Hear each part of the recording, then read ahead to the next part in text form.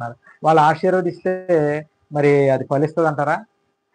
ఆశీర్వాదం అనేది నీతిమంతుడు ఆశీర్వదిస్తే దానికి ఉపయోగం ఉంటది గానీ, యథార్థవంతుడు ఆశీర్వదిస్తే దానికి ఉపయోగం ఉంటది గానీ, బలం ఉంటది గానీ, ఏమైతే మరి అది క్రియలు బట్టి వాడు మరి వ్యవహారాన్ని బట్టి మరి ఎవరు పడితే వాళ్ళు ఆశీర్వదిచ్చేస్తే అది ఆశీర్వాదం ఫలం పొందుతామా?